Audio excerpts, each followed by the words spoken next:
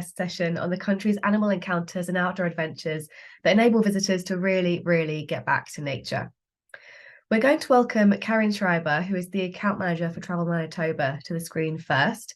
And she's going to be teaching us all about the wild animal encounters that can be had in the province. And that does include spotting polar bears and beluga whales. So lots to hear about for animal lovers here. We're then going to take a virtual fun around Saskatchewan with the province's UK representative, Michaela Arnold. And that's going to be covering all the outdoor adventures that await Saskatchewan's active visitors. If you have any questions throughout this session, as always, please pop them in the chat box, as we will have an agent Q&A at the end with Karen and Michaela. And if you are watching live, don't forget you can answer the questions in the polls tab for the chance to join us on a fam trip to Canada next year. But now it's time to say hello to Karen. And welcome to Karen Schreiber, who is the account manager for Travel Manitoba. Thanks for joining me today, Karen. Thanks for having me. Hello. Absolutely. So Canada is renowned for its wildlife watching. I mean, that's no secret. But tell us a bit about the wildlife the visitors can see in Manitoba specifically. What wildlife can they spot, and how do the experiences differ throughout the province? Yes, Manitoba is best known for its compelling wildlife and offers unique wildlife watching experiences. In the south of the province, there is Riding Mountain National Park, for instance, a natural oasis of woodland forest, prairie grassland, marshes, and boreal forest, and that's a real haven for wildlife viewing. Black bear, elk, moose, beavers, and lynx all call this park home. And in the backcountry at Lake Audie, there lives a resident herd of prairie bison, and it's really fascinating to see these beasts up close from your vehicle on a self-drive safari. And by the way, the bison is the official symbol of the province of Manitoba. And further north, on the coast of Hudson Bay, there is Churchill, known as the polar bear capital of the world, as Churchill is really the best place on earth to view polar bears in their natural habitat. In the summer, you can also spot thousands of beluga whales there, who spend a few weeks off the west coast of Hudson Bay in the warmer waters of the Churchill River estuary. Fantastic, that sounds great. Now, you mentioned polar bears there, which is obviously a bucket list experience for many travellers visiting Canada. Yes. When would you say is the best time of year to see them, and why is that the best time of year, would you say? Well, the main polar bear season is in the autumn, during the October-November timeframe, when really hundreds of polar bears migrate from their summer habitats in the tundra to the shore of Hudson Bay near Churchill, where they wait for the bay to freeze over again. Here, the Churchill River empties into Hudson Bay, so the water salinity is lower than elsewhere, which allows the ice to form first. And after a long summer on land, the polar bears can't wait to return on the sea ice to hunt for seals, which are their main food. And while they are excited to get out again, the young male bears enjoy sparring with their mates, showing off how big and how strong they are. But you can also see polar bears in the summer. The month of July and August are best for a summer safari. Typically, however, the bears do not show up near the town side of Churchill at this time of the year, but further out on the coast of Hudson Bay. Okay, great. And are there different ways to see polar bears? Like I'm thinking kind of a type of tour, whether it's on foot, is that an option, or by vehicle? And also, are there different types of experiences that would be better suited to types of client, like families, or maybe those who are differently abled, maybe they're neurodiverse or have mobility challenges? Just talk to us a bit about the ways that you can see polar bears in Churchill. Yeah, absolutely. There are many different options depending on the season, of course. In the summer, there are full-day excursions by boat along the coast north of Churchill, and those are part of the summer programs offered by the local operator Lazy Bear Expeditions. Along the coast, the polar bears like to stretch their mighty paws into the icy waters of the bay to cool off or lounge in the beautiful scenery of the pink fireweed. So there are good chances to spot them from the waterside. An alternative would be a tour with a large bear-proof tundra vehicle, trying to encounter the bears on land. And these vehicles are run by specialized operators like Frontiers North Adventures, or Great White Bear Tours, or again, Lazy Bear Expeditions. And they're also used for most of the excursions during the main polar bear season in autumn. In October and November, guests would normally stay in a hotel or at Lazy Bear Lodge in Churchill, and then are taken into the so-called wildlife management area outside of town all day long, in search for polar bears on board of such a tundra vehicle. And there are also 2 lodges placed temporarily in that area during polar bear season, so visitors seeking even more adventure can stay overnight and sleep among polar bears. And you mentioned that already. Another option in all seasons is the operator Churchill Wild, running 3 remote fly-in eco-wilderness lodges, where the guests join experienced guides on walking safaris on foot in polar bear habitat to encounter wildlife on foot on ground level. Churchill Wild guests should expect to walk 5 to 10 kilometers or 3 to 6 miles per day. And due to the physical nature of those safaris, the minimum age for children is 8 years. But all the other activities are made for everybody, more or less. Fantastic. So 3 ways to choose from there. That's fab. And let's also talk about beluga whales, which you mentioned earlier. What is it about spotting these whales that makes it such a special experience for visitors? Yes. Well, the summer flushes more than 50,000 beluga whales into Hudson Bay, and about 10%, 5,000 of them, come to the estuaries of the Churchill River and Sea River every year in July and August to mate, to give birth to their young, and to feed them. At this time of the year, there are so many beluga whales offshore in the Churchill area that you can easily spot them from land already. There are beluga whales all over the place, and you can see all those white whalebacks even with the naked eye. Fantastic. And which are the best tours would you recommend, or which tours would you recommend that would be suitable for all or different types of client? And what's the best way to book them, would you say? Yeah, visitors can view the whales on various ways. For instance, on a boat tour, where you can even hear the belugas singing thanks to underwater microphones. Lazy Bear Expeditions has a brand new touring boat with underwater viewing windows, so you can now see the belugas swim by underwater, and sometimes even polar bears. By Zodiac, you can get even a little closer to the friendly whales, or you join a paddle tour by kayak if you prefer to encounter whale pods without the disturbing noise of an engine. And if you don't mind the cold water of Hudson Bay, you can even enjoy beluga aqua gliding by Lazy Bear Expeditions. Then you're protected by a warming wetsuit, you're lying on a large floating mat and can get up close and personal with the whales. They are super curious, swim around you, and give you their friendly beluga smile, no matter which activity you choose.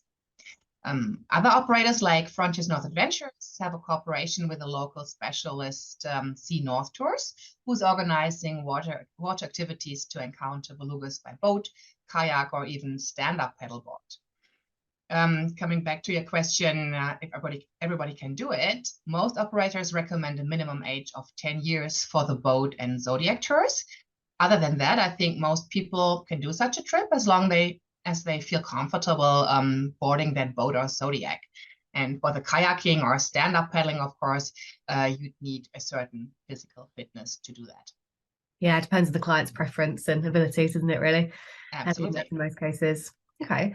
And what are the kind of other additional outdoor experiences that would be the highlights of a holiday in Manitoba besides the polar bears, the beluga whales? What would you recommend? Well, with more than 100,000 lakes and waterways, Manitoba offers some of the best freshwater fishing in North America, for instance. In particular, our fly-in fishing lodges are a uniquely Canadian experience. And on these wilderness adventures, it's not just about hooking the biggest fish. It's about connecting with nature, remote wilderness, eating a fresh from the lake shore lunch, and learning about Canadian history. And those 100,000 lakes and waterways also mean loads of opportunities for water activities as canoeing or kayaking. Both beginners and experienced paddlers can find the perfect route for their needs. You can easily rent a canoe or kayak on Clear Lake in Riding Mountain National Park or at the lakes of Whiteshell Provincial Park and dip your paddle right into the water. And if you're more adventurous but lacking experience with canoeing in the wilderness, you can book a trip with the new operator Wild Loon Adventure Company. They take their guests on all-inclusive trips through Manitoba's backcountry and on the wild rivers of the province's north. And often they head out to places that are accessible by canoe only. The owner is also Indigenous, so the trips include Indigenous education and wildlife interpretation, and I think it's really nice to have this cultural component in an outdoor experience. And there are, of course, other options for water sports activities, for example, jet skiing on Lake Winnipeg, or simply swimming and sunbathing at one of the beautiful beaches on that giant lake. And on land, you can, of course, enjoy great places to hike or bike in our national and provincial parks. And there are even a few ranches offering guided horseback rides, as for instance, Falcon Beach Ranch in Whiteshell Provincial Park. And as a bonus, there are no crowds to contend with in Manitoba, as you won't find large international tour groups in the province. It's totally off the beaten track, and it's more the locals who spend their vacations here. Amazing. So much to choose from. And with so many diverse experiences to choose from, what would you say a typical itinerary would look like for holiday in Manitoba that encompasses maybe polar bear spotting or whale watching? Do visitors tend to come from Manitoba alone? Do they pair it with other destinations? How long would they come for? And are they difficult to get to, these destinations where you can have these incredible wildlife experiences? They can only take a long time to get there. Yeah, just talk us through what a typical itinerary could look like for some of our viewers, clients. Okay, no problem. First of all, there is no road to Churchill, so you cannot reach it by rental car or RV. The safari trips offered by our Churchill operators are all-inclusive packages. They normally begin and end in Winnipeg and include the first and last night in a Winnipeg hotel, mainly at the airport. Then they include the return flight to Churchill. Alternatively, you could do one leg by train, since Via Rail runs a train line from Winnipeg to Churchill. They include transfers, accommodation, and most meals in Churchill. And of course, they also include activities. Depending on the season and the operator you choose, the tours are a little different and include different kind of activities for wildlife viewing. Sometimes you can book some activities as add-ons, for example, aqua gliding or kayaking with beluga whales when you book a summer package with Lazy Bear Expeditions. But there are also other activities in Churchill, not just wildlife viewing. Often dog sledding is included in the packages, or dog karting in the summer.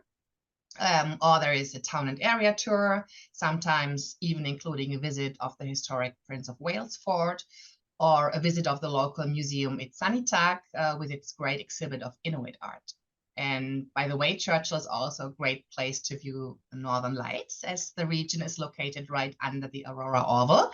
So there are chances to spot the Northern Lights from the end of summer, and that would be a free add-on in that season. The main aurora season, however, is in the winter, February and March, when there are exclusive aurora packages on offer, but in the winter there is no wildlife around in Churchill. So some visitors come to Churchill only, but we always recommend to add at least a few days in Winnipeg, as the city has so much to offer. It's the largest city in the Canadian prairies, a multicultural, creative place with deep Indigenous roots. It has a great culinary offer with outstanding restaurants and also world-class attractions like the Canadian Museum for Human Rights. And I will talk more about this in my webinar on Friday. Of course, you could also add a road trip through southern Manitoba before or after your Churchill adventure. And if you've checked out polar bears and beluga whales in Churchill, and additionally encounter a black bear, moose, and the bison at Riding Mountain National Park, you will have even seen Manitoba's Big Five. And some travelers combine a trip to Churchill with other Canadian provinces, for example, city stay in Toronto or bear watching in BC. So that would also be an option. On average, the Churchill packages beginning in Winnipeg are 5 to 6 nights long. Some are a little shorter, some a little longer, especially when booking with Churchill Wild. Fantastic. So options to mix city and nature there. That's great. Yeah, it is. These are such big, iconic experiences. You might expect them to come with a high price tag. So I did want to ask about budgets and what kind of budget would agents clients be looking at for a trip like this, and what UK tour operators would agents be able to book through? Mm-hmm. Well, a 5 nights package to Churchill beginning in Winnipeg starts at around £4,500 to £5,000. And this price does not yet include the international flight.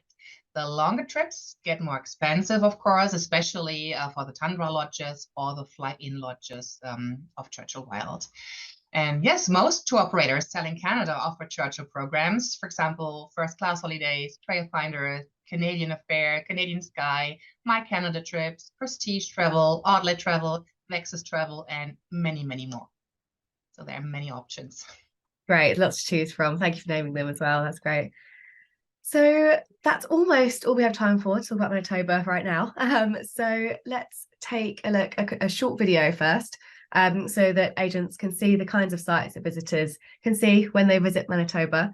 And after that, we'll be moving on to Saskatchewan and then on to the agent Q&A. So let's take a look at that video now. We all need travel. It doesn't matter where you're from, your age, or your ability.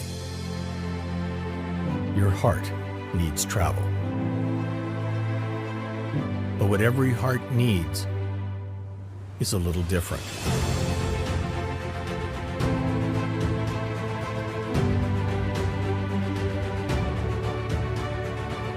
We need exhilaration.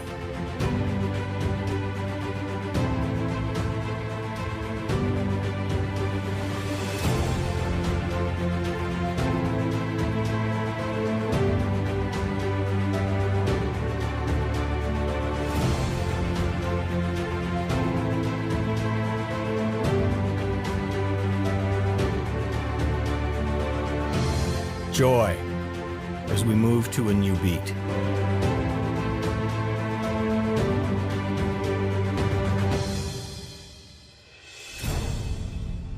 Inspiration as we revel in a moment of quiet reflection.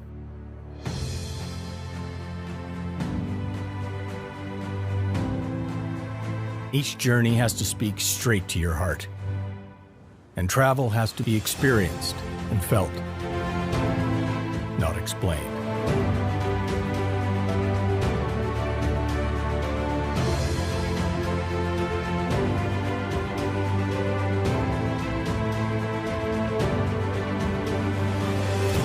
So come, let your heart be moved.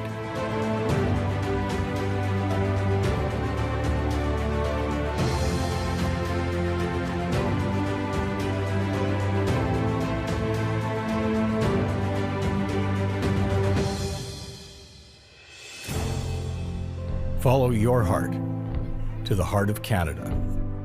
You'll find what you're searching for.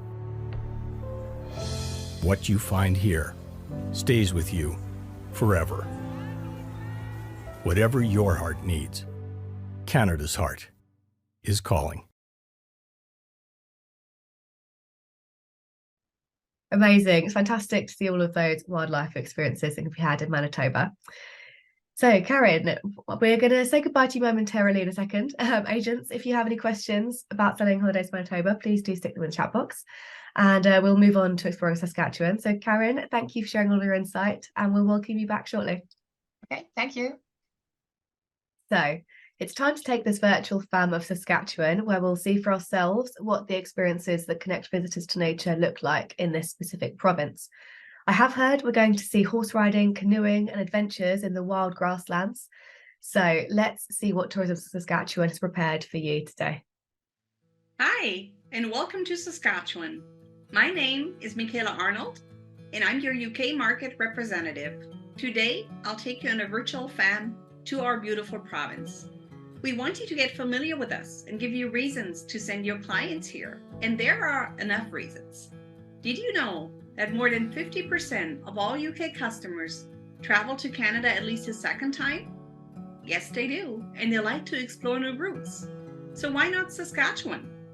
With more than 2,500 hours of sunshine per year, it's also one of the sunniest provinces in all of Canada. It's almost 2.5 times the size of the UK and home to only 1.2 million people. With these numbers, the boundless expanse of the province becomes imaginable. Saskatchewan truly offers a perfect setting for outdoor adventures of any kind. We are a prairie province, but only 1/3 of our land is covered by prairie landscape. We find here some landscapes that no one expects here. 2/3 of the province are covered by wilderness, by forests, Canadian shield, and more than 100,000 lakes and waterways. If you or your clients were to fish or paddle a different lake or river every day, it would take you more than 254 years to do so. Good luck. Saskatchewan has a unique spirit that comes to life in its cities, communities, and the countryside, but wherever life takes place outside here. There's a lot to discover in Saskatchewan, and you will meet some of the friendliest humans on earth. We will now begin our joint journey, and you will find yourself in Grasslands National Park, one of the most underrated national parks in all of Canada, in my opinion. You will discover your inner cowboy on La Riata Ranch, and you will paddle the Churchill River in northern Saskatchewan. Enjoy!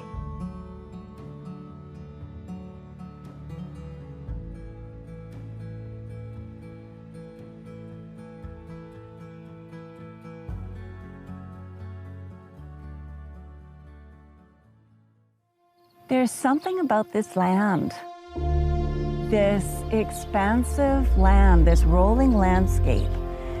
When you are walking up through the hills, you can get lost in the coulees, in between the moraines. And then when you come to a high point and you see that river valley open in front of you, you just feel as if nobody else has been here, not for millennia. It's been here this way for a long, long time.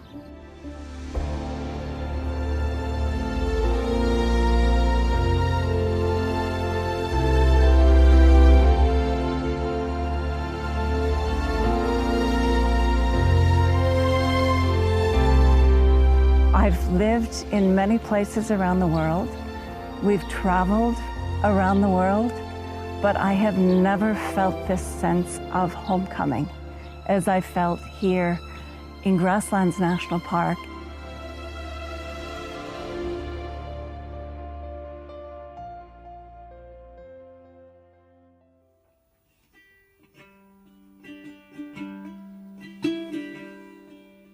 The experience that we provide here at the crossing is one of comfort on the edge of the wild and quiet.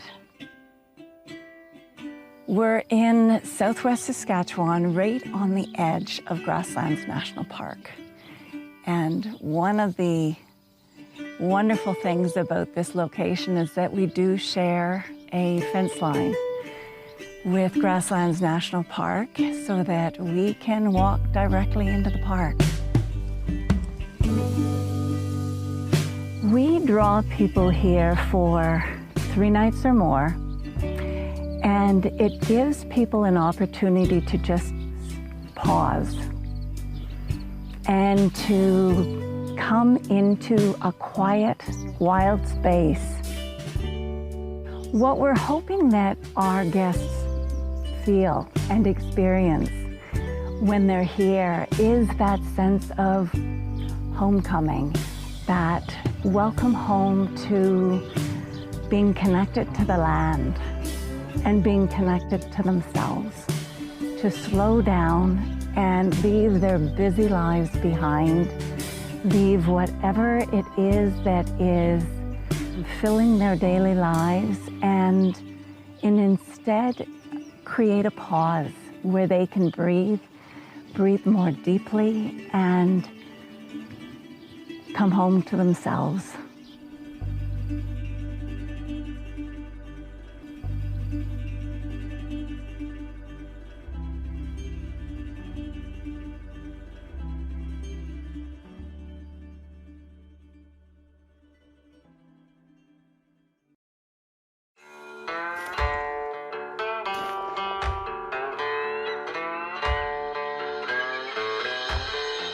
I was always interested in cowboys and the lifestyle.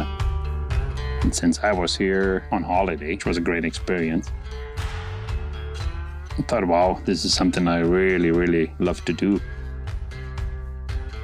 And I really got thinking, my brain just couldn't quit about this idea, So we started this place down here in the bottom of the coulee and have guests since 1996. Been doing it for 25 years, I guess. The idea was to bring people from everywhere to come over here and experience the same thing. Cattle, roundup, branding, the whole Western experience. When the horses come in, I take everybody to the corral if they're not already waiting there. When I choose horses for the riders, I watch people, how they move, how they react. It's about energy you can feel. There's so many of the guests and friends who say they call this their second home. That is pretty amazing when you hear that. People often ask me, how do you judge? How do you figure out what horse I'm going to ride or a person rides? So and that comes with experience, and you get a feeling for it too, because I know my horses so well. Being here and being in the middle of it, it's like a huge relief when they get here and back out of the big city life and noise, the day-to-day jobs and chores they have to do.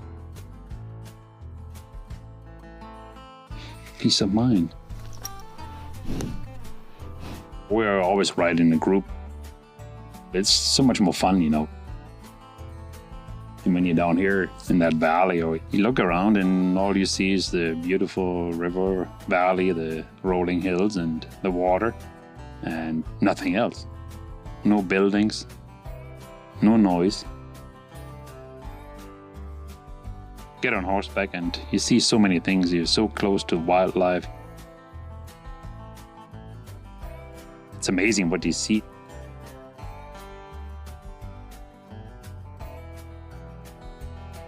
That's what I like most. Quiet, peaceful. When you come out here, just get off the highway, get off the road, and get out and explore.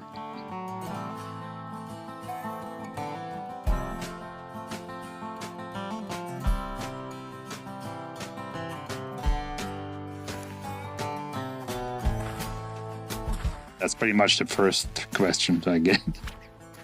Can we learn how to rope? Say, yeah, sure we can. So we have those roping dummies in front of the horse corral set up, and everybody can give her a try, and give her a go.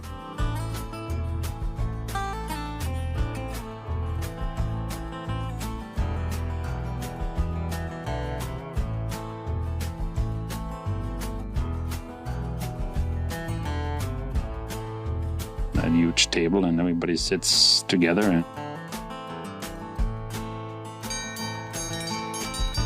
I don't know if it gives everybody the feeling like childhood when you grew up, you were, with the parents, everybody at one table. The cook, whatever cooks, is set on the table and then you help yourself, it's not ordering out of the menu. People just love it. They feel so connected. They find the peace here, I guess. As a lot of friendships have developed over the years where they're just part of the family. You can't find that much anymore. This province is full of treasures. You just have to get out there and explore.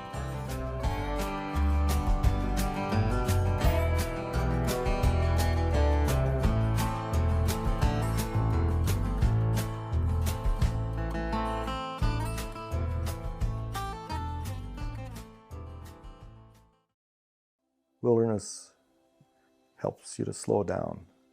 It allows your mind to speak to yourself.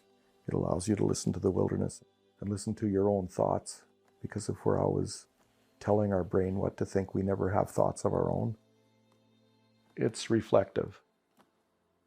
When I get into a canoe or even just sit on the shore of the lake and think back over all this time, I remember all these people that I've paddled with and all these people that I've shared the wilderness with.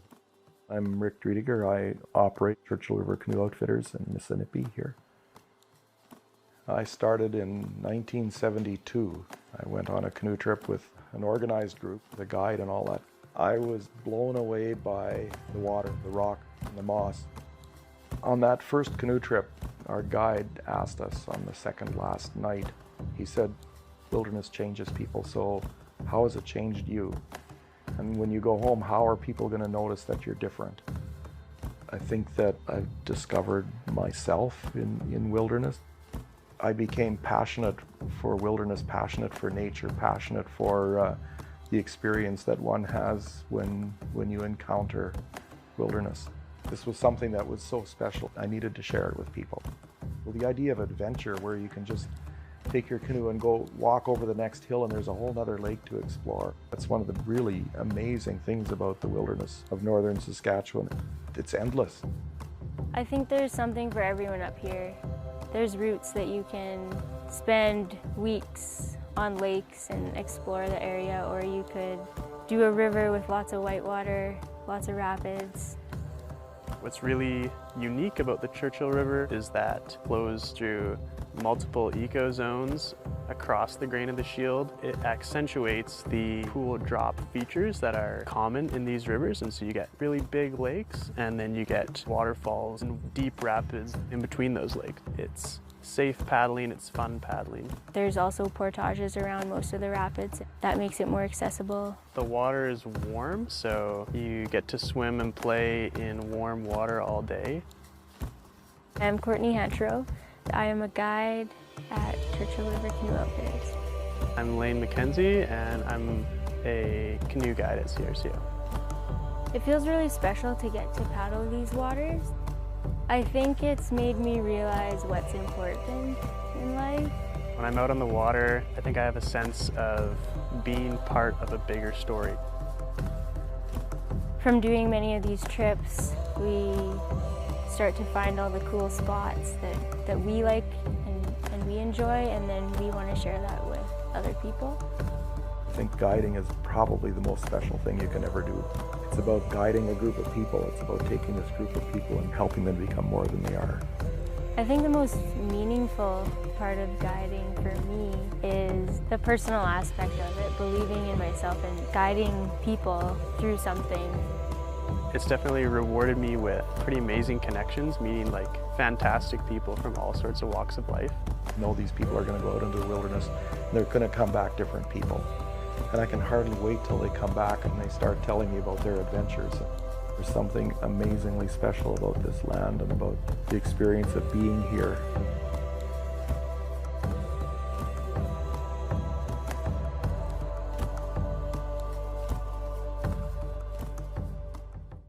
Now it's time to answer any of the questions that you might have on selling holidays to Manitoba and Saskatchewan. So again, questions in the chat box, please. And let's welcome Karen and Michaela back to the screen. Hi, Karen and Michaela. Good morning. Hello. Thank you for your time today. We've had a few questions in the chat already. Sarah's been asking about a typical itinerary in Churchill and pairing Churchill with Winnipeg. And if the activities organised are in Churchill itself or in surrounding areas. Could you just give us a bit of an overview of that, Karen? Yes, of course. Yes, as I had said, the packages to Churchill normally are all inclusive. So they start in Winnipeg already and you are brought up north and the activities are included in your packages. Of course, there are always options to book an add-on activity. So that's a little flexible, but you normally don't go on a wildlife tour by yourself in Churchill. So this is all organized by the operators. And if you want to add Winnipeg, the first and last night is already part of those packages, but it's normally in an airport hotel. So I would really recommend to ask your tour operator to book some extra nights in Winnipeg and do some exploration of the city while you are in Manitoba. Great. And I mean, this might be quite a difficult one to answer. Would you say that November is better than October for seeing the Northern Lights in Manitoba? Quite a narrow window.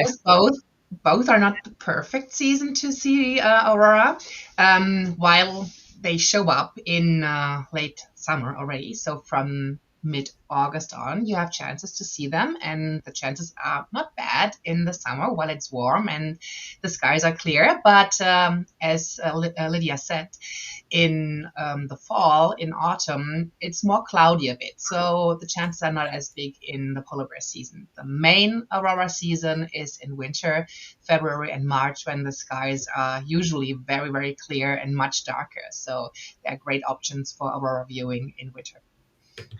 Great. Okay. We've also got Sarah asking about marketing material. So this applies to both of you, actually. Michaela, do you have any videos or photos available that agents can use in their marketing to their customers? Yes, definitely. They can always email me and I'll be happy to send some videos or images to them. We do have an image library, so I can share the link. And we have a YouTube site where agents can view all videos that we have available, and they could download them right there. I could just send it to them. Great, thank you. And Karen, what about for Manitoba? It's absolutely the same. Just reach out, or we can send you in a follow-up. No problem. Fantastic. Adri is asking for you to reconfirm the name of the ranch that was featured in the video, Michaela. Please. That was Lariata Ranch. Lariata. Oh yes, I can see you've answered. Yeah, already. Also my happy place. Great. Okay. If anyone has any more questions, please put them in the chat. I have a few up my sleeve. I did want to ask Karen about kind of the sustainability angle of these wildlife encounters, and how operators are ensuring that these wildlife experiences do respect the environment and the animals themselves. Are you able to talk us through some of the practices that they have in place to make sure that the wildlife is left as it should be? Absolutely, and that's a very important topic up north. All the operators put a real focus on sustainability and not getting too close to the animals. By law, you have to keep a certain distance to beluga whales and to the polar bears as well. When you see images of close encounters, it's because the animals come to the vehicles and their visitors by themselves, especially the beluga whales. They are so curious. So you will be surrounded by belugas as soon as you go on the water, no matter which activity you are doing. I have another great story for sustainability, like Frontiers North Adventures. They have launched their first EV Tundra buggy 2 years ago already, and they're at the moment converting the whole fleet of Tundra buggies into electric, so they can really provide sustainable wildlife viewing here in Churchill. Great. Also, there's Polar Bears International in Churchill, which is a company, an organization doing research and spreading the world about how to protect the polar bears. And they have a house, a building in Churchill, so visitors can go there and just inform themselves about the situation, about the habitat of the polar bears especially, and they always come on board of Tundra buggy tours or on the Tundra buggy lodge. They work very close with Frontiers North Adventures to provide all kind of information they can give to the visitors and make them all ambassadors of polar bears when they return home. Fantastic, thank you. And Michaela, what about Saskatchewan? Maybe not about the wildlife encounters particularly, but does the region have any sustainability practices or initiatives that you're able to share with agents so that they know that when they visit, their customers are respecting the environment and the people that live in it? I think that's basically the same in all of Canada. Canada is a country that pays very much attention to nature. And in Saskatchewan as well, nature is protected everywhere. There are rules even in the parks, or especially in the parks, where you can see that you should leave some trails where there is specific nature that needs to be specifically protected. And also the accommodations are paying very much attention to being environmentally friendly. Fantastic. It's always great to hear. We've also got a question in the chat from Adri about travelling with young children and toddlers. So visitors coming to Saskatchewan and Manitoba, what would you recommend in the way of accommodation or experiences? Experiences and accommodation that really is geared up to welcome toddlers and these youngsters. Karen, shall I come back to you first for that?